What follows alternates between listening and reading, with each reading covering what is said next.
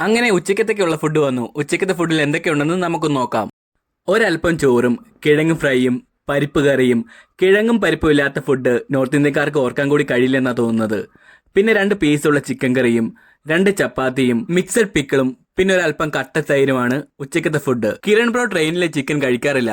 അതുകൊണ്ട് തന്നെ കിരൺ ബ്രോയുടെ 2 പീസ് ചിക്കനും എനിക്ക് തന്നെയാണ്. ഇതുപോലെ ഒരു സുഹൃത്തിനെ കിട്ടാൻ പുണ്യം തന്നെ ചെയ്യണം അല്ലേ? അങ്ങനെ മനോഹരമായ കാഴ്ചകളും കണ്ട് ഞങ്ങൾ ഉച്ചക്കത്തെ ഫുഡ് കഴിക്കാൻ തീരുമാനിച്ചു. ഇപ്പോൾ സമയം 12:30 ആയിട്ടുണ്ട്. ഉച്ചയ്ക്ക് കിട്ടുന്ന അതേ ഫുഡ് തന്നെയാണ് രാത്രിയിലും കിട്ടുന്നത്. അതുകൊണ്ട് തന്നെ സെയിം ഫുഡ് കാണിച്ച് നിങ്ങളെ ബോറടിപ്പിക്കേണ്ടത് കരുതിയാണ് അത് കാണിക്കാതിരുന്നത്. രാത്രിയിൽ ഞങ്ങളുടെ ബോഗിലുള്ള എല്ലാവരും ഉറങ്ങുമ്പോൾ ഞങ്ങൾ മാത്രം ഉറങ്ങാതിരുന്നത് എന്തുകൊണ്ടാണെന്ന് നിങ്ങൾക്കറിയണ്ടേ? ട്രെയിൻ ഇപ്പോൾ ഉള്ളത് മഹാരാഷ്ട്രയിലെ പൻവേൽ എന്ന സ്ഥലത്താണ്.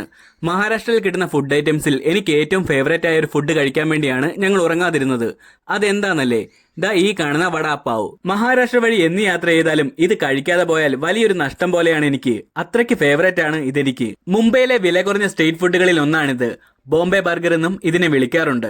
2017 ഏറ്റവും രുചികരമായ ഭക്ഷണമായി ലോകപ്രശസ്ത ബ്രിട്ടീഷ് ഷെഫായ നിഗല ലോസൺ തിരഞ്ഞെടുത്തതും എന്റെ ഫേവറേറ്റ് ഫുഡായ ഈ വടാപ്പാവിനെയാണ്. കിരൺ ബ്രോയ്ക്ക് വടാപ്പാവിനോട് വലിയ താല്പര്യമില്ലെങ്കിലും എന്റെ ആഗ്രഹം സാധിക്കാൻ വേണ്ടിയാണ് കിരൺ ബ്രോ ഉറങ്ങാതിരുന്നത് പോലും. അതിന് കിരൺ ബ്രോയോട് ഒരുപാട് താങ്ക്സും പറഞ്ഞ് വടാപ്പാവും കഴിച്ച് ഞങ്ങൾ ഉറങ്ങാൻ കിടന്നു.